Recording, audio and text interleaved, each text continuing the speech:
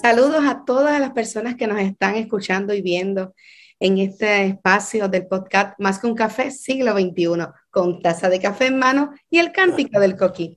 Hoy tengo el privilegio de que me acompañe el profesor, así está, vamos con taza, así me gusta.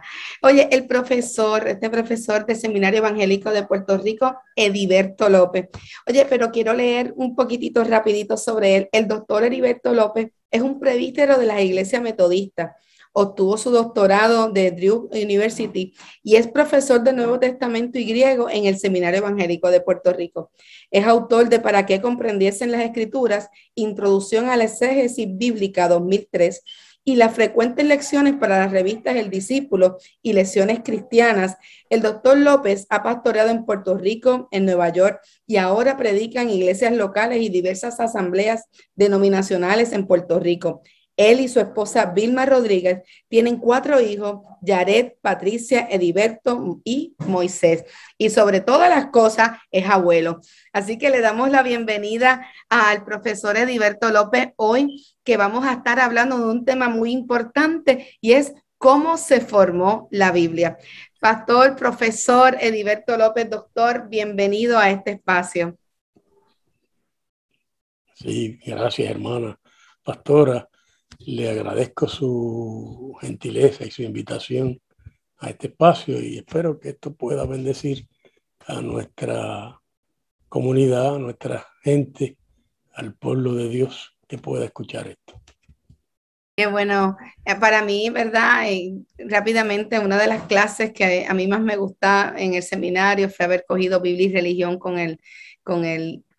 bueno, él es doctor, pastor, profesor y licenciado. Así que si usted ve que yo me enredo, pues es por eso. Pero para mi abuela yo era Bertito y ese era el mejor título que yo tenía, el del cariño de mi Ajá, abuela. Sí. qué bueno. Y para mí ha sido bien enriquecedor el poder tener a Heriberto López como profesor. Y en esa clase aprendí mucho y todavía seguimos aprendiendo. Yo hoy he querido invitarlo, él de igual manera ha colaborado con la revista Conozca su Biblia y le ha tocado escribir en el área de cómo se formó la Biblia. Y hoy yo quiero que él nos hable un poco sobre cómo se formó la Biblia. Y hoy queremos hablar un poquito sobre eso. Hay muchas teorías, hay mucha información. A veces hablamos de muchos datos, pero desconocemos esos pasos básicos, ese principio importante que hizo que hoy nosotros podamos tener en las manos esa Biblia tan poderosa, la cual identificamos como revelación de Dios, ¿verdad? Palabra de Dios, como autoridad de Dios para el ser humano. Háblanos un poco sobre cómo se formó la Biblia. Mira, el proceso de la formación de la Biblia tiene distintos niveles. En el nivel más primitivo, los relatos bíblicos son los relatos sagrados de Israel y el cristianismo primitivo en su encuentro con Dios. Y fueron encuentros tan importantes que finalmente se cristalizaron en un texto que se pasó de generación en generación en un momento dado, generalmente en un momento de crisis. Israel o los cristianos primitivos necesitaron poner todo eso en una colección. Así que el primer punto que yo plantearía es que lo primero que hay aquí es el momento sagrado. Obviamente Israel tuvo muchos otros momentos sagrados y los cristianos primitivos, dice el Evangelio de Juan, que Jesús hizo tantas cosas que no cabrían las cosas que él hizo en este libro, ¿verdad? Lo que significa que hubo una selección de lo que por distintas razones fue más pertinente o más importante para el pueblo de Dios y se cristalizaron en colecciones. La Biblia hebrea se cristalizó en 3 momentos dados. El Antiguo Testamento es lo mismo. Lo único que nosotros le tenemos un orden y los judíos le tienen otro orden. Y claro, el orden hace que sean 2 libros distintos.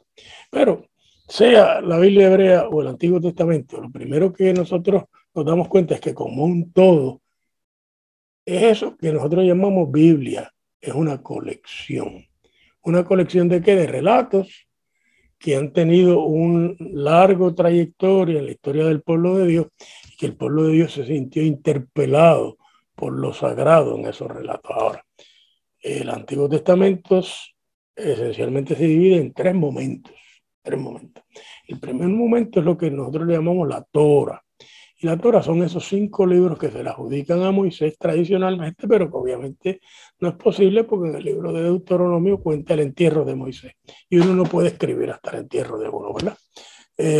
Lo que quiere decir con eso es que estaban mediados sagradamente.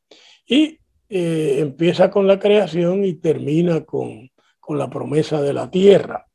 Y en el medio de todo eso está el pacto que Dios hace con su pueblo, donde el pueblo se compromete a obedecer a Dios a cambio de que Dios le dé las bendiciones de ese pacto. Pero también en esa misma tradición pues se meten otras tradiciones, cómo se va a correr el templo, quiénes lo van a correr, cómo son las fiestas de Israel, la ley del diario vivir, cómo se va a bregar con la violencia, con el crimen, con las irregularidades sexuales. Y todo eso Israel se dio cuenta que era sagrado, porque tú no puedes vivir en una sociedad donde no hayan regulaciones, no hay un acuerdo, y es mejor que ese acuerdo tenga el dosel sagrado. Pero claro, cuando tú lo lees con cuidado te das cuenta que ahí hay relatos del año 1800 antes de Cristo, por ejemplo el diluvio. Pues nosotros tenemos las versiones más antiguas del diluvio en la literatura del Antiguo Medio Oriente, en Gilgamesh, en el Atrasis. Y ahora tenemos una versión judía del diluvio que se escribe en Babilonia. Cuando los judíos fueron a parar, la élite judía fue a parar a Babilonia en el año 587 antes de la era común, que le sirvió a ellos para explicar qué nos ha pasado como pueblo. Y si uno lee el diluvio con cuidado se va a dar cuenta que son 2 relatos distintos, que en la academia se le llama el sacerdotal y el yavista. Y el sacerdotal dice, hemos violado el orden de pureza y nos han venido una catástrofe, porque cuando se viola el orden de santidad, el ser humano lo que recibe es una catástrofe aún al día de hoy. El otro relato yavista dice, hemos violado el orden de justicia. Y cuando usted viola el orden de justicia no hay regla. Y cuando no hay regla lo que viene es una catástrofe de todas maneras. Entonces fíjate que cuando los israelitas fueron a coger todo eso, ellos estaban conscientes que eran 2 relatos distintos, pero los pusieron uno al ladito del otro casadito, porque a ellos les pareció que ambos relatos eran sagrados. Y decidieron no votar ninguno. En uno dice 2 animales puros, en el otro dice 7. En uno dice que el diluvio duró 40 días, en el otro dice que duró 1 año. No importa, porque ellos no estaban allí como historiadores, estaban como gente temerosa de Dios. Y lo que quería era decirle a la próxima generación, tenemos que tener mucho cuidado con el orden sagrado y con el orden de justicia. Gracias a un ejemplo en cómo eso vino alguien después del exilio o durante el exilio y lo recopiló. Y luego, claro, cuando los judíos fueron liberados de la esclavitud colonial por Ciro el persa, en el año 539, una de las órdenes que dio Ciro fue que ellos organizaran su propia ley. Y eso es lo que viene a hacer Nehemías, a organizar la ley. Y por eso, en ese libro, de Génesis a Deuteronomio, eso es lo que hace Nehemías, recopilar toda esa tradición en un solo libro. ¿Para qué? Para darle orden al pueblo. Un orden sagrado y un orden civil, ambas cosas. Entonces, claro, sin un orden sagrado y un orden civil, el ser humano no puede vivir. Lo que tenemos es la ley de la selva, cada cual el que tenga más fuerza. Pero ahí se organiza el pueblo de Dios con esas tradiciones que están en esos 5 libros, y esas tradiciones nos han durado hasta el día de hoy, porque vamos, muchos de los asuntos de la ley penal y de la ley de las leyes civiles arrancan de ahí. A pesar de que nosotros digamos que hay separación de iglesia y Estado, lo que eso significa es que nosotros las hemos hecho completamente laica, mientras que en Israel no había separación de iglesia y Estado. Ahora, luego entró la ley, y la ley entró en el periodo helenístico. Me refiero a Alejandro Magno, derrotó a los persas en el año 333, a Darío IV, y tomó a Persépolis, la capital de Persia, en el año 333. Entonces, Alejandro Magno tuvo una tragedia, lo que vivió fueron 10 años, a los 10 años le dio una parálisis y se fue muriendo poco a poco, y ellos no sabían lo que tenían, porque en aquel entonces no había manera de diagnosticarlo, y pensaban que no se había podrido, se había quedado paralizado por 10 días porque era un dios, ¿verdad? Esas son las formas en que la cultura explica las cosas, pero el imperio que Alejandro había montado desde Grecia hasta la India se dividió en 3 imperios pequeños: el de Macedonia, el de Siria y el de Egipto. Y a los judíos les tocó estar bajo el de Egipto en los primeros 125 años. Y entonces, en ese periodo, más o menos en el año 190, se formó la guerra entre Roma, los sirios y los egipcios. Y claro, ahí Israel se dio cuenta que ellos tenían otras tradiciones sagradas y que esta guerra entre todos estos vecinos, pues como dicen por ahí, a río revuelto, ganancia de pescadores. Por lo tanto, ya a principios del tercer siglo, cuando está todo esto tejiéndose entre Roma y los Ptolomeos y los Seleucidas, Israel publica su segunda parte, la ley, los profetas. Los profetas van desde Josué hasta Malaquías. Ahí es que quería preguntarle, porque se le conoce como los deuteronomios, ¿verdad? Como porque aparece Deuteronomio, que era un libro más grande, se divide, entonces deja Josué hasta Segunda de Reyes fuera, se les clasifica y se identifica como que por el periodo helenista, porque no querían entrar en estas situaciones de revolución, estos momentos, ¿verdad? Que levantaran, que iba a ser más cuesta arriba poder identificarlos como parte de esos libros principales. Déjame explicar, mira, cuando los persas montaron su imperio, los persas, primero, fue el primer imperio que tuvo la genialidad de decir: no tenemos que matar a toda la gente que vive ahí, porque si los matamos no nos producen dinero. Y número 2, no hay que traer un gobierno extranjero ahí. Hay que dejar que ellos tengan su gobierno. Pero claro, eso no significa que los persas le iban a dejar que ellos hicieran lo que les diera la gana. Por lo tanto, obviamente, Josué, Jueces, 1 Samuel, 2 Samuel, 1 Rey y 2 Reyes, todo eso iba junto con Deuteronomio. Pero los persas dijeron no. ¿Por qué? Porque es de la historia patria. Y nosotros no queremos a los judíos peleando por la independencia contra nosotros. Por lo tanto, no entró esa segunda parte en el año 450, ante la era común, a la Biblia, porque se lo prohibieron. La razón fue que se lo prohibieron. Te puedo dar un ejemplo. Donald Trump vino a Puerto Rico en María y dijo: yo no le puedo quitar la ley de cabotaje, porque hay gente con mucho poder, y lo dijo ahí abiertamente frente a todo el mundo, que no quiere eso. La razón es esa, pero la otra razón es la siguiente: si a nosotros nos quitan la ley de cabotaje por un año, no hay quien nos las ponga para atrás. ¿Por qué? Porque el costo de vida hubiera bajado en Puerto Rico un 30%, y los puertorriqueños hubiéramos dicho: nosotros no necesitamos los americanos metidos en esto. Mucho dinero, es cuestión de dinero, la cuestión de política, ¿verdad? Es cuestión de conveniencia a sectores sí, claro, pero entonces... lo estamos viendo de los tiempos antiguos. La conveniencia del imperio persa, que dividió todo ese imperio en satrapías. Satrapías son países, y en cada satrapía nombró un sátrapa. Nehemías era el gobernador de una satrapía de Siria. Entonces el sátrapa de Siria nombró a Nehemías gobernador de esa área, y luego Esdras era el sacerdote de esa área, y por eso es que la ley no tiene a David, no dice la ley de David, sino la ley de Moisés, porque Esdras era un sacerdote y se aseguró que la ley tuviera que ver con el sacerdocio. Así que eso fueron decisiones políticas que nosotros no podemos juzgar porque nosotros somos herederos de eso, ¿verdad?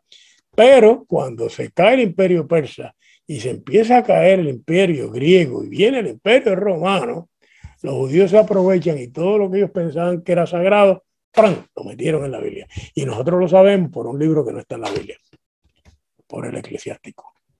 Porque Jesús ben Sira escribió en el año 180 una lista de elogios de todos los personajes desde Adán y llegó hasta Malaquía. Y digo, ya Jesús ben Sira tenía la ley y los profetas. Digo, no lo publicó ben Sira, lo publicó un nieto de él en el año 130, para ser honesto, ¿verdad? Porque y hemos encontrado ben Sira en hebreo, en Qumran, se ha hecho el paso. Ahora, todavía falta una tercera parte de la Biblia, que son los escritos. Los escritos no van a entrar hasta después que Roma destruye el templo en el año 70 y vuelve a derrotar a los judíos con Bar Kokhba en el año 132. Entonces los judíos se dan cuenta que Roma le ha prohibido volver al templo, le ha prohibido reconstruir el templo, y ellos se preguntan, ¿cómo nosotros vamos a servirle a Dios ahora que no tenemos templo? Y ahí que vienen los escritos. Por eso, Daniel, que no es un profeta, parte de los escritos, los primeros 6 capítulos, es la vida de un joven judío fiel a Dios en la corte de un pagano. ¿Qué le está diciendo Daniel a los judíos? Mira, y tenemos que trabajar con Roma y con los países que sea, tenemos que trabajar, pero no podemos negar nuestra fe. Tenemos que mantenernos ahí en nuestra fe. El libro de Proverbios, ¿cómo vamos a vivir el diario vivir? El libro de los Salmos, ¿cómo vamos a vivir nuestra piedad? El libro del Cantar de los Cantares, ¿cómo vamos a vivir nuestra intimidad y nuestra eroticidad? Pero también cómo vamos a interpretar la relación de Dios con nosotros. Todo eso se da entonces en el año 135, en Cuarta de Esdras, se menciona una tercera parte de la Biblia, que son los escritos, los Ketubim. Y los Ketubim es como ser judío fiel ahora que no tenemos el templo. O sea, que teníamos los Nehim, que eran los profetas. Los profetas, Nevin. Y los Nevin se dividen en dos, anteriores y posteriores. Porque, entonces, ahí así, ¿por qué se le llama entonces posteriores y anteriores? Bueno, se le llama anteriores porque es la historia. Es la historia. Es la historia, mientras que los posteriores son las tradiciones proféticas que se plasmaron a nombre de los grandes profetas. Fíjate que no tenemos una tradición de escritos de Elías ni de Eliseo, pero están en los anteriores. En los anteriores. Ni de Micaías ben Isla, están en los anteriores. Mientras que en los posteriores pues está Isaías, Jeremías, Ezequiel, y luego el rollito de los 12 profetas menores, los Megilot, como se llaman en hebreo. Y eso también es el país de los 4 pisos, ¿verdad? Ahí tú tienes, por ejemplo, en el libro de Isaías, tú tienes tradiciones del siglo VIII, tienes tradiciones del siglo VI, tienes tradiciones del siglo V y tradiciones del siglo III. O sea que eso fue una escuela muy poderosa que vivió en Israel por 500 años. Y un primer maestro de nombre Isaías y sus discípulos escribieron toda una tradición, y lo sabemos por una razón, porque el capítulo 14 de Isaías es una endecha sobre la caída de Babilonia, pero obviamente cuando el primer Isaías está terminando, capítulo 39, es la visita de uno de los militares de Babilonia a Jerusalén, que Isaías va y le dice, ¿qué error tú has cometido? Tú le has enseñado la riqueza, y cuando se vaya, le va a decir a aquellos, cuando vayamos a conquistar el mundo, vamos a ir a Jerusalén.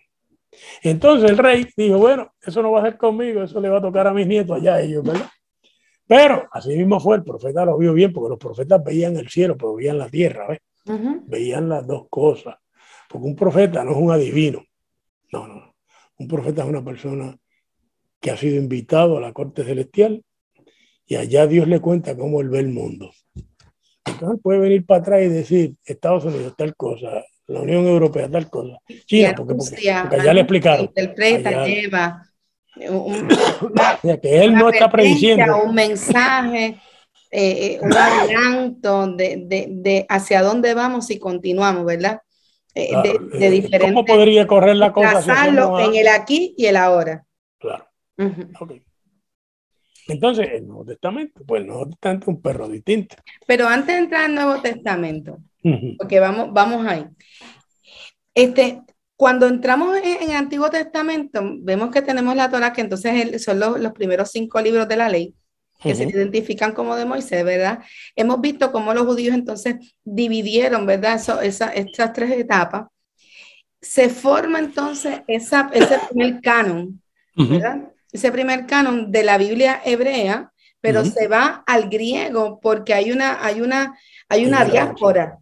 claro.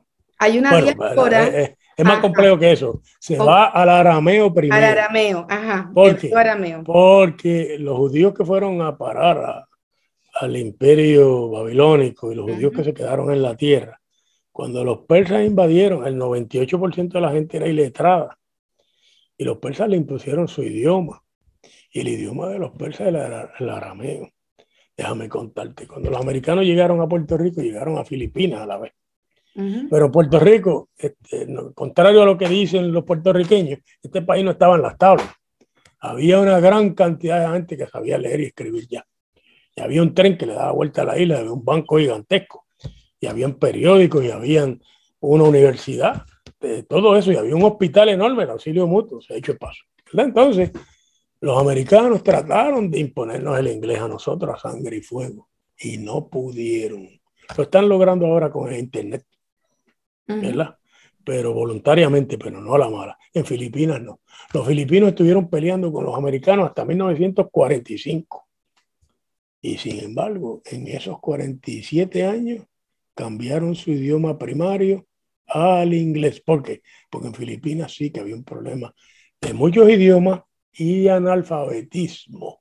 Entonces, Aquino y la gente que fue a organizar lo que serían las Filipinas después dijeron, necesitamos un idioma que todo el mundo hable. ¿Cuál va a ser? El inglés. Por eso es que tú ves toda esa gente que cuando habla con la prensa habla inglés perfectamente. Fíjate, a pesar de que pidieron la independencia y se la dieron, en la misma ley que ellos le dieron la independencia, nosotros nos hicieron ciudadanos americanos. La ley Jones es una ley de independencia para Filipinas y es una ley de ciudadanía americana para los puertorriqueños, pero los puertorriqueños no perdimos nuestro idioma. Los judíos perdieron el hebreo arcaico y cobraron un segundo idioma. Entonces ahora vienen nuevamente los griegos y Alejandro viene con toda su cuestión imperial, las ciudades, el griego, la filosofía. Y nuevamente 1 millón de judíos que están en la diáspora.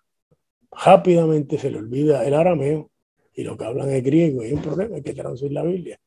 Y cuando traducen la Biblia, pues esos judíos le añaden otros libros más, 7 libros más, a esa tradición, que son los libros que están en la Biblia católica. Que son Ojo, 48 en total en el Antiguo Testamento, ¿verdad? ojo, esa es la Biblia de los cristianos todo el tiempo, hasta el siglo XVIII. ¿Por qué? Porque cuando Casiodoro publicó la Biblia, la publicó con esos libros. Y cuando Calvino citaba la Biblia, la citaba la Biblia La en francés cita. con esos libros. Y la Biblia del Rey Jaime originalmente en inglés tenía esos libros. Fue la iglesia anglicana en 1722 que prohibió que esos libros se publicaran junto con el resto de la Biblia hebrea. Y eso viene de San Jerónimo, que San Jerónimo decía que esos libros no debían estar en la Biblia, pues San Jerónimo estaba muy influenciado por los maestros judíos que le enseñaron hebreo a él en Belén y que le dijeron que esos libros no están en la Biblia nuestra. Y eso es una discusión que saca a relucir Lutero, pero Lutero a cada rato dice, la Biblia dice, y lo que está citando es el primero de Macabeo, y la Biblia dice, y está citando el segundo de Macabeo, y la Biblia dice, y está citando el eclesiástico. O sea, que Lutero nunca se atrevió a meter un pie al pas, pero ¿qué dijo? Esos libros no se pueden usar para la doctrina. Pero no se nos puede olvidar el detalle de los 8 meses que Lutero estuvo traduciendo la Biblia en un castillo. Él se dio cuenta allí, en ese castillo, de que todo el adiestramiento, Lutero tiene un doctorado en Sagrada Escritura, que él le habían dado, lo llevaba a pensar que el Papa debía estar ahí y que debían haber indulgencias y que la gente se salvaba por obra. Y se dio cuenta, eso es la interpretación espiritual de la Biblia, que esa interpretación había cambiado el cristianismo totalmente. Y entonces él entendió que eso era demoníaco, que el diablo había hecho eso. Y dándose cuenta, le tiró con un pote de pintura al diablo, ¿verdad? Y rompió con la cuadriga, con la lectura espiritual de la Biblia, y la sustituyó con la lectura de la ley y el evangelio, ¿verdad? Pero, ojo, o sea, Lutero se dio cuenta así, no necesitamos los libros apócrifos para pensar que hay un purgatorio, que el Papa es esto. No, no, ¿por qué? Y vamos, Porque vamos a definir apócrifo. ya no los respetaron. Bueno, para los protestantes, los libros apócrifos escondido, le son hablan de los los libros sitios, escondidos. los libros que luego la Iglesia de Inglaterra no aceptó. Para los católicos, los libros apócrifos son otros. Son los libros apocalípticos judíos, que por cierto son parte de la Biblia de las iglesias cópticas, las iglesias de Egipto. Las iglesias de Egipto tienen primera y segunda de Macabeo, primera y segunda de Enoc, tienen primera, segunda, tercera y cuarta de Edra, son libros apocalípticos. Los eclesiásticos. No, el eclesiástico son los libros griegos. Eso está en los libros griegos, es cierto, ¿verdad? Cierto. Entonces, o sea que aquí hay tres pisos en términos de discusión canónica. La discusión sobre la Biblia judía, los 24 libros, que en la Biblia protestante son 39, los libros de la Septuaginta, la Biblia griega, que tradujeron los judíos en Alejandría en el segundo siglo antes de Cristo. Que se da ante la necesidad de la cultura, de tener el idioma de ellos. Claro, ellos mandaron a buscar escribas de Jerusalén que tradujeran la Biblia al griego, pero entonces, ¿qué pasa? Que no se quedaron en la Biblia, en la ley y los profetas, sino que le añadieron una serie de libros, Judith,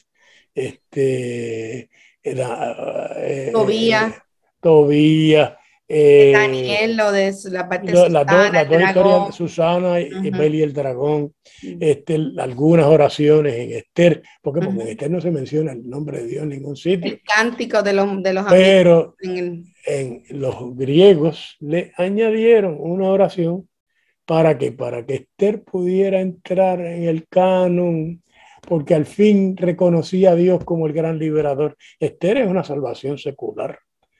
Por ningún lado Dios aparece en el libro de Esther. Y fíjate, en la Biblia lo acepta, porque Dios dice, yo no tengo que aparecer para que sea la salvación mía. No hay problema. Dios no es un niño engreído que si tú no le das un ratito y lo pones ahí al frente, dice, pues no juego y vámonos y rompemos los juguetes. No.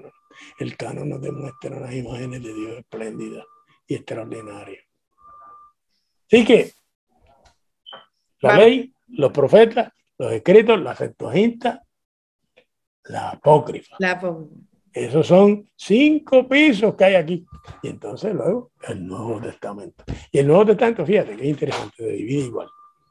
Los evangelios, las cartas católicas y Apocalipsis, como la apócrifa, ¿verdad? Un Apocalipsis al final, ¿verdad? Entonces, claro, estamos en el siglo I, ¿dónde andamos? No, estamos en el primer siglo, ¿verdad? En el primer siglo que empieza la necesidad de que no se pierda esa tradición oral, que no se vaya perdiendo todo eso de generaciones, ¿verdad? Esa es la razón. En el año 70 Roma destruye Jerusalén y se han muerto casi todos los cristianos que conocieron a Jesús. Mire, la Virgen María desaparece pronto del mapa, porque cuando Jesús tenía 30 años, la Virgen María tenía 45 años, las mujeres en la antigüedad no vivían más de 50 años. Así que ella desapareció del mapa rápidamente. Los discípulos de Jesús, pues nosotros sabemos que a Pedro lo mataron en Roma en el año 67 y Pablo no era un discípulo directo de Jesús, tuvo un encuentro con el Cristo vivo y lo mataron también en el año 67. Entonces nosotros sabemos que a Marco y a Juan los mató Agripa primero en el año 40. Por eso es que sabemos que Juan no escribió el Evangelio de Juan, porque el Evangelio de Juan sabe cosas del año 90. Entonces, no sabemos quién escribió el Evangelio de Juan tampoco. Es un anónimo, pero sabemos que era una persona que se sentía discípulo de Jesús, que estaba cerca. Se mantuvo en el anonimato, pero alegaba que era el discípulo amado. ¿Vieron qué interesante? Genial, ¿verdad? El autor del Apocalipsis es otro Juan. Eso no son los mismos. Eso, uno es PNP y el otro es PSP, ¿verdad? Uno es bostosiano y el otro es a la buena de Dios, En ¿verdad? otro momento, a lo que nos podemos separar un espacio para explicar un poco más le sobre cuento eso, sí, porque el autor de Apocalipsis uh-huh. está en guerra con Roma. El Evangelio de Juan está en guerra con los judíos, pero no con Roma. No con Roma, no con Roma. Por lo tanto, obviamente si Roma era un problema tan grande como lo plantea el autor del Apocalipsis, porque el Evangelio de Juan no pone a Jesús a decir todo eso. No, son dos Juanes distintos. Bueno, no sabemos cómo se llamaba el autor de Juan. Ahora, ¿cómo se formó esto? Pues Pablo le escribió a sus iglesias. Y mientras Pablo estaba vivo, esas cartas eran las cartas de Pablo, punto, acabó. El problema fue cuando Pablo lo matan en Roma. Se convierte en un mártir. Entonces esas cartas se convierten en cartas sagradas y se ponen en una colección. Pero los dichos de Jesús empezaron a circular pronto, cuando empezó a morir la primera generación, para que no se olvidaran colecciones de parábolas, colecciones de historias de controversia, colecciones de historias de milagros, colecciones de dichos de sabiduría, en griego, no en arameo, que era el idioma. Por eso, de vez en cuando, a Marcos se le sale el rabito de la cultura judía y viene Jesús y dice, Talita cumi. O dice Jesús, cualquiera que le diga a su hermano, Racá. Sí, porque Marcos tenía más influencia de esa área y de la... Bueno, estaba más cercano, ¿verdad? Estaba más cerca de la Septuaginta. Estaba más cercano del mundo arameo, porque Marcos escribió en Galilea, ¿verdad? No, pero Mateo es el que dice Racá, ¿verdad? Y yo me acuerdo cuando yo estudié griego por primera vez, que don Secundo Cardona nos mandó a traducir uno de los dichos del Sermón del Monte. Y yo le dije, don Secundo, no encontré esta palabra en ningún sitio. Y me dice, no la va a encontrar nunca. Y yo, porque dice, porque eso es arameo. Tiene que buscarlo en un diccionario de arameo. Bueno. Después lo busqué y lo encontré. Entonces, la cuestión es que cuando Roma destruye Jerusalén y se empiezan a morir todos los cristianos primitivos, los cristianos se dan cuenta y los cristianos se riegan por el mundo, que para llegar a Alejandría y poder decir algo, aquí llevar una historia. Por lo tanto, se empiezan a poner todas estas cosas en común. Y la primera colección de dichos de Jesús, historias de milagros, Q son los documentos comunes entre Mateo y Lucas, que no están en Marcos. Y nosotros tenemos un evangelio parecido a Q, que se encontró en 1945, que se llama el Evangelio de Tomás. Y con Tomás probamos que Q existió, que Q no era un invento. Pero nosotros nos damos cuenta que Pablo y los 4 evangelios siguen muy de cerca la historia de la pasión. Esa es otra historia que está corriendo independientemente, porque la muerte de un mártir, es la muerte de Jesús, y para que Jesús sea salvador, su vida y su muerte tienen que implicar algún tipo de salvación. Entonces, viene Marcos, que es un genio, y dice, vamos a recoger todo esto juntos, y pega la historia de la pasión con los dichos de Jesús y la historia de milagros en un relato que empieza con Juan el Bautista y termina con el sepulcro vacío. Entonces, 15 años después, Mateo y Lucas, en distintos lugares, le añaden a Cuba, a Marcos, le añaden otros materiales. En el caso de Lucas le añadió medio mundo. La mitad de Lucas son materiales únicos de Lucas. Las parábolas, por ejemplo. Pero nosotros sabemos que muchas de esas parábolas eran muy antiguas porque están en el Evangelio de Tomás. O sea, que no fue que él se las inventó. Y Lucas era un gran escritor. Entonces, Lucas hace algo más. Le pone a la historia de Jesús una historia de sus mejores discípulos a continuación. Y no cuenta la destrucción de Jerusalén ni la muerte de Pedro y Pablo, que no le conviene. No le conviene. Él quiere que la iglesia pueda llegar a un acuerdo con Roma. Claro, si cuenta que mataron a Jesús y mataron a Pablo y a Pedro, no hay acuerdo posible. No hay acuerdo posible. Y fíjate lo que está sucediendo. Aquí está Lucas tratando de ver cómo negociamos con Roma. Y por eso que Pablo le dice a Festo, excelentísimo Festo, el gobernador romano en Judea. Y está el autor del Apocalipsis escribiendo a la misma vez diciendo, el que negocie con Roma se condena.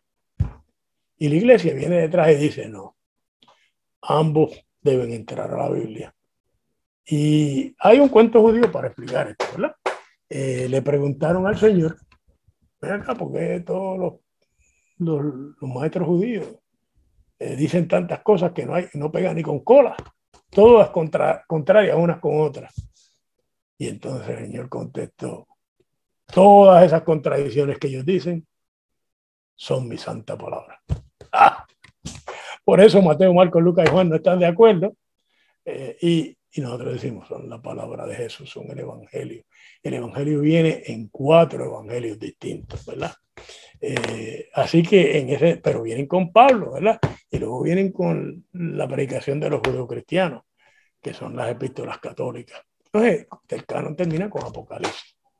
Y mira. Pero Apocalipsis no fue un inicio y tampoco Hebreo ni tampoco Apocalipsis. fueron incluidos. Pero ¿por qué entonces? Ni hebreos tampoco era esa la razón. Y hebreos tampoco. La razón era otra. La razón es que Ireneo, en el año 180, dijo que para que entrara al canon tenía que ser un escrito de un apóstol o un discípulo de un apóstol. Exactamente. Y todo el mundo sabía que Apocalipsis no lo había escrito Juan, ¿verdad? Que era otro Juan, se llamaba Juan, pero era otro Juan. Y Hebreo, obviamente, Pablo no lo había escrito, porque si hay libros distintos en el Nuevo Testamento son hebreos, las cartas de Pablo no pegan ni con cola, solamente la conclusión muestra que tienen una comunidad común porque mencionan a Timoteo en Hebreos 13, ¿verdad? Entonces, ¿qué hizo la iglesia? Pues le torció el brazo a todo el mundo y dijo, de ahora en adelante vamos a decir que Apocalipsis lo escribió el apóstol Juan y que Pablo escribió hebreo, pero nosotros sabemos hoy día. Y no entró hasta el siglo IV, en el año 397, en el concilio de Éfeso, se entran los dos como una transacción entre la iglesia de Oriente y de Occidente. Unos le aceptan a los otros el libro de Hebreo, los otros aceptan Apocalipsis. Ahora, es la cosa más complicada.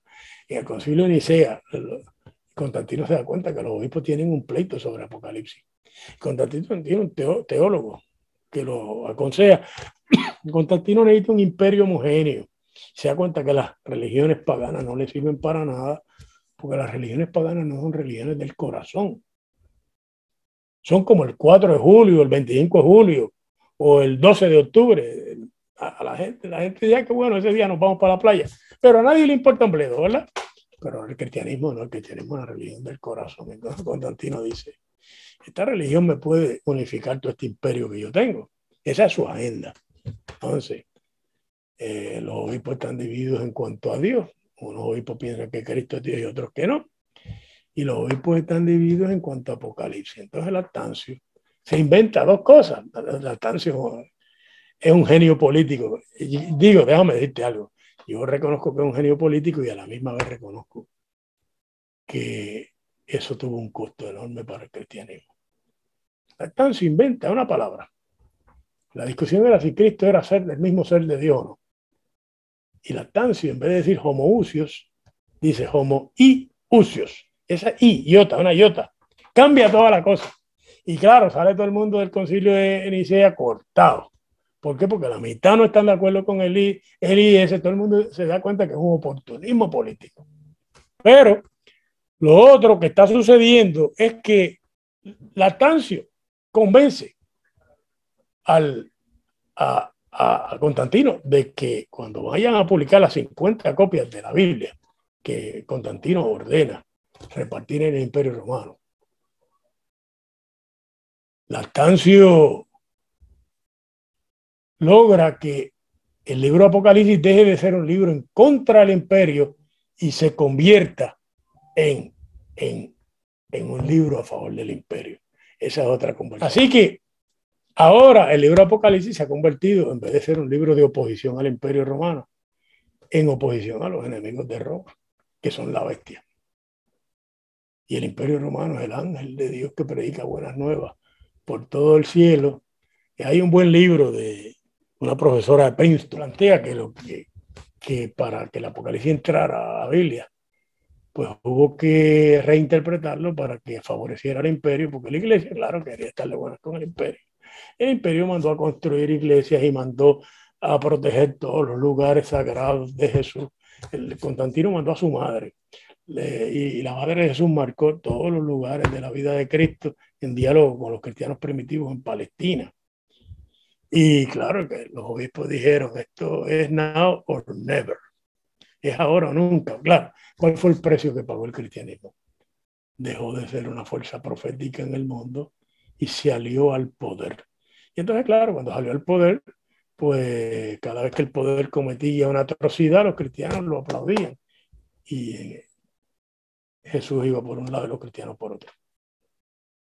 Pero el canon finalmente, ya en el cuarto siglo estaba en Nicea, y luego Nicea cuando Atanasio fue el que ganó el concilio de Nicea, mandó una carta pastoral en el año 327 diciendo los libros del Nuevo Testamento son estos 27 libros. Después de Atanasio, Atanasio es el padre del lenguaje de la doctrina de la Trinidad y el padre de esa colección final. Obviamente, antes de Atanasio estaba 90% del Nuevo Testamento aprobado ya. ¿Por qué? Porque en el año 180 se publica un canon contra Marción, que había publicado un canon con evangelio, con 4 evangelios, en vez de 10 cartas de Pablo, 13 cartas de Pablo. Primera Juan y Primera Pedro. Todavía no está Apocalipsis ni esto ni Hebreo. Y ya en el tercer siglo, pues la discusión de qué vamos a hacer con esto fue creciendo poco a poco. El cuarto siglo se cerró. Nuevamente es lo mismo. Esta es la palabra del Cristo vivo y la iglesia necesita la palabra del Señor o la palabra de su gran apóstol, Pablo, ¿verdad? Pablo, el apóstol a los gentiles, o la palabra de los discípulos de Jesús, Pedro, Juan, Santiago, el hermano de Jesús, un hermano de Jesús. Esas son las epístolas católicas. Entonces se le adjudica el Apocalipsis al apóstol Juan y se reinterpreta y aquí estamos todos felices. Claro, el canon es más grande que lo que la iglesia hizo. Y ahora nosotros podemos usar el canon contra las decisiones que tomó la iglesia. ¿Por qué? Porque ahora nosotros decimos, no, el libro Apocalipsis no está a favor del imperio, está en contra. El libro Apocalipsis está en contra de toda esa contaminación ambiental. Y mira cómo el vidente vio que se dañaban todos los ríos, se dañaban todos los mares, se dañaba la tierra, se dañaba el aire. El libro Apocalipsis no está diciendo que eso va a pasar. Es que ve las consecuencias de los imperios. Y entonces, por eso es que hay un aye. El aye no es que es advirtiéndole a la gente lo que viene es terrible. Abran el ojo. Y el libro Apocalipsis pues, es un libro formidable. Y mira, nosotros estamos en la última carretera antes de la catástrofe ecológica. Si en los próximos 20 años nosotros no salimos de esta carretera, los nietos nuestros van a tener un mundo donde habrá un huracán María cada 2 años, en vez de cada 100 años. Y donde los fuegos esos que hay en California serán fuegos. Y el mar tapará el viejo San Juan, tapará el condado, porque va a subir el mar 10 pies, pero es para arriba. No es a lo largo. La gente dice, no, son 10 pies a lo largo. No, señores, hacia arriba que va a subir el mar. Entonces ahora con esta cuestión de que todavía Estados Unidos y Rusia y ahora China, India y Pakistán tienen tantas armas nucleares, mira, ahora con esa cuestión de Afganistán, con una pregunta de por qué Estados Unidos no siguió a los talibanes hasta Afganistán y los derrotó. Bueno, porque Afganistán tenía 200 cohetes nucleares apuntando para acá. Y tú no querías tomarte el riesgo de que tiraran uno. Porque si tiraban uno, una vez tiren uno, salen todos los cohetes nucleares y nos matan a todos 1 millón de veces. Así que nosotros tenemos ahora mismo problema ecológico, el problema nuclear, el problema de la hambruna. Y ahora se nos ha sumado la cuestión de la plaga. Y claro, el libro Apocalipsis es muy friendly para explicar todo esto, porque ¿qué dice? Pues si tú dejas que el primer jinete salga, pues primero viene la guerra, después viene el hambre, después viene la plaga y finalmente viene la muerte. Apocalipsis 6. Y que tú te das cuenta del valor que tiene la Biblia, es una cosa extraordinaria, una cosa extraordinaria. Es interesante. Para entender la realidad, y la vida personal. Es bien interesante, a veces se toma a la ligera, ¿verdad? Y se va mucho al debate que creo que uno se envuelve más y se desenfoca. Muchas veces uno escucha estos debates teológicos con que no, que si la palabra es inspirada, no, que si la palabra fue creada, no, pero no vamos a lo profundo de cómo se formó, de Claro. qué hizo que cobrara valor, por qué fue tan polémico añadir el canon, cuál fue las transiciones, esa riqueza de la historia contada y dentro de una realidad cultural de contextos, pero sin dejar de ser en el mismo centro, como uno dice, diría con Goití, el centro del plato. Ahí está lo que es la revelación y todo lo que es la relación de Dios con el ser humano. Por eso que yo te dije al principio, estas son historias sagradas, mira. Jesús se le apareció a Simón Pedro, después que Simón Pedro lo había negado 3 veces. Y de ser un traidor, Simón Pedro se convirtió en uno de los grandes misioneros del cristianismo y contó este aparecimiento de Cristo. Y claro, nosotros tenemos la versión de Juan y la de Lucas. Lucas lo que hizo fue que lo movió al principio.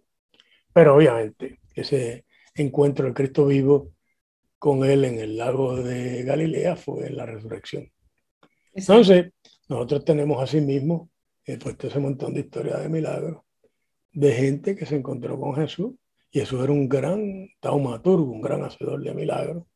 Y claro, cuando tú tienes los milagros, no son milagrería evangélica, no. Los milagros son señales de un nuevo proyecto político en el mundo. Por eso fue que cuando Vespasiano llegó a Egipto, de acuerdo a las historias de Tácito, Vespasiano tuvo que hacer 2 milagros, sanó a un ciego y un paralítico. ¿Por qué? Porque si no, él no podía ser emperador. Ahora viene Jesús y hace 22 historias de milagros. ¿Qué está diciendo el cristianismo? El que le toca gobernar el mundo es a Jesús, no es a Vespasiano. Y claro, está toda esa gente alrededor contando, yo era ciego y ahora veo, yo era paralítico, ahora camino, yo tenía un sangrado y me encontré con este hombre y le toqué el borde de su vestidura y se me quitó. Yo estaba enfermo mental y él me liberó. Yo digo, no, esas son historias sagradas. Fíjate que el Nuevo Testamento, los 4 evangelios, no son libros de doctrina, que yo veo algunas iglesias que escriben que si una teología sistemática. Yo te voy a dar un ejemplo. Yo estaba hablando de esto con un primo mío que es testigo de Jehová, ¿verdad? Y ellos todo lo que publican, ellos citan los evangelios, pero es para probar su doctrina. Digo, los evangelios no hacen eso. Los evangelios lo que hacen es hablar de la vida y ministerio de Jesús, porque en esa vida no es cuestión de que podamos poner en orden esto y decir, B, C, no. Es la vida que tú entonces te puedes identificar con esos personajes y que encontrarte ahora con el Cristo vivo de nuevo, como tu salvador o como tu sanador o como tu liberador o como el que te dio moral, lo que sea, ¿verdad? Porque Jesús también enseña mucha cuestión ética y moral. Entonces, viene Pablo detrás, que sí escribe más parecido a ese mundo doctrinal, porque está bregando con problemas en su iglesia. Pero la iglesia no puso a Pablo adelante. La iglesia puso a Jesús adelante. ¿Por qué?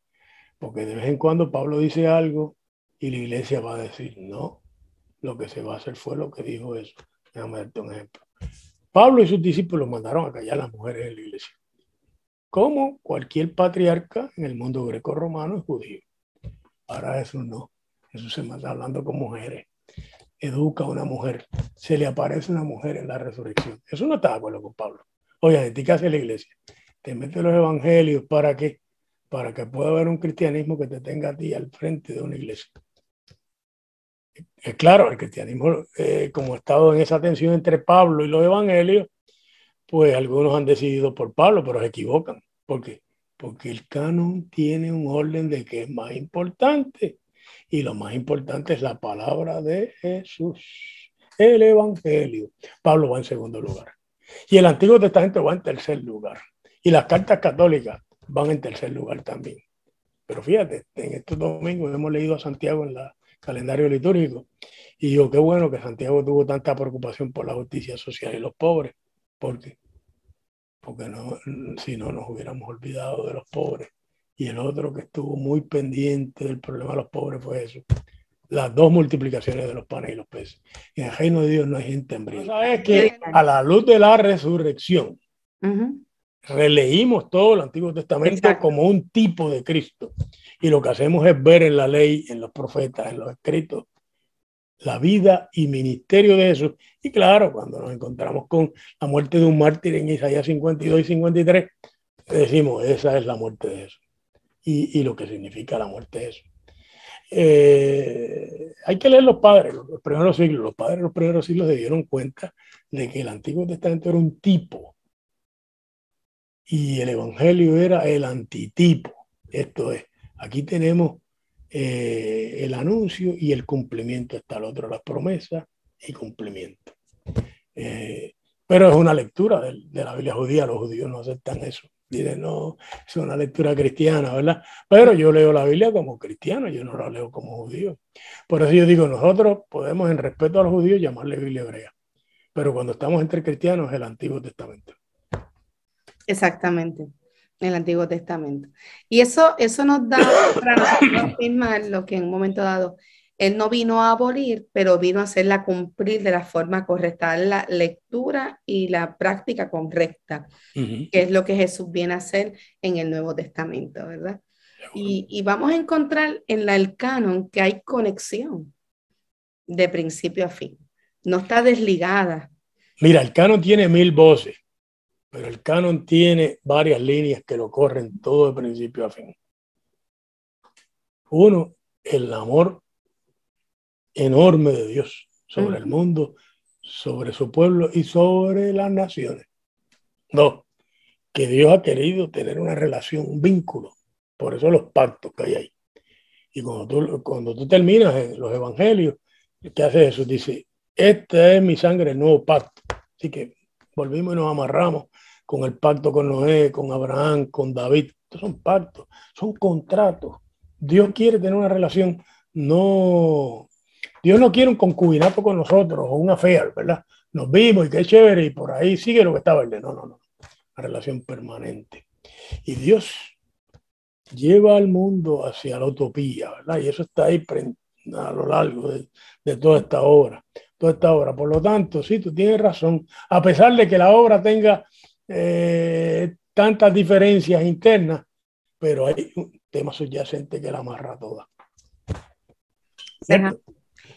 Por eso me gusta mucho cuando usted cita en su libro, hay unas expresiones de todo lo que uno recupera sobre la Biblia.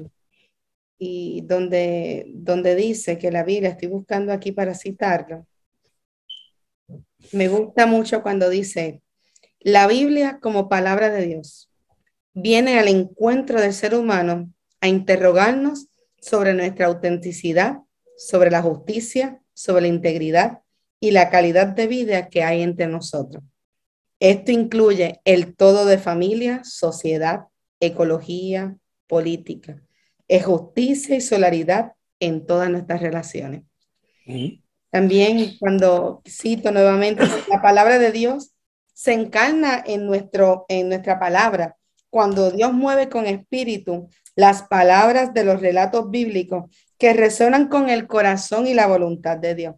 La Biblia leída con sabiduría y fe se convierte en palabra viva de Dios para consolar, sanar, dar dirección ética. Por medio del Espíritu Santo, el texto antiguo vuelve a convertirse en una palabra viva de Dios. Bien, fíjate lo que tú estás planteando.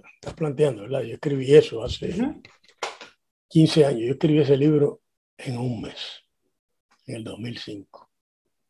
Entonces, pero yo venía preparando ese libro hacía años, pero en un mes lo cogí, lo agarré todo. Entonces yo digo, hay un asunto adicional. Hay dos formas de leer la Biblia fundamentalmente. La forma secular, que la lees como una historia y se acabó. Y esa forma, pues, es un libro como el Bhagavad Gita o cualquier otro libro. La forma cuando tú te vinculas con lo sagrado, con Dios, con el ser humano y contigo mismo, y con la creación. Y entonces, cuando tú te vinculas con lo sagrado, ese texto deja de ser literatura, historia, sapiencia, texto profético, narrativa, y se convierte en una palabra viva de Dios. Y claro, ese es el trabajo nuestro. Cómo ayudar a nuestra gente a que leamos la Biblia con nuestra mente, pero también de una forma espiritual, una lectura espiritual, una lectura donde Dios venga a la lectura de la Biblia. Cuando Dios viene a la lectura de la Biblia se convierte en palabra de Dios. Ahora, si la leemos secularmente, pues somos historiadores, Es un libro, o críticos, es un libro. Pero es un libro que siempre yo recuerdo a Carl Jung, ¿verdad? Carl Jung le dio una Biblia a una paciente psiquiátrica que estaba deprimida. Bueno, ellos le metieron voltaje y no la pudieron sacar de la depresión. Entonces, cuando los psicólogos y los psiquiatras, los trabajadores sociales no pueden arreglar a una persona, generalmente lo refieren a la religión. Y Carl Jung hizo eso. Le regaló una Biblia a la señora y le dijo, la veo en 3 meses, lee este libro. La señora se fue y no leyó el libro hasta un mes antes. Se puso a leer a Génesis, 10 páginas por día. Y cuando iba por Génesis 32, donde Jacob, que era un bandido, dice, ciertamente Dios estaba conmigo y yo no lo sabía. Y ella se dio cuenta de eso mismo, que Dios estaba con ella y ella no lo sabía. Entonces volvió a la oficina del médico, no deprimida. Y él se dio cuenta. Y le dijo, usted estaba leyendo la Biblia, ¿verdad? Y le dice ella, ¿por qué usted no me dio este libro antes? Fíjate el poder que tiene el texto.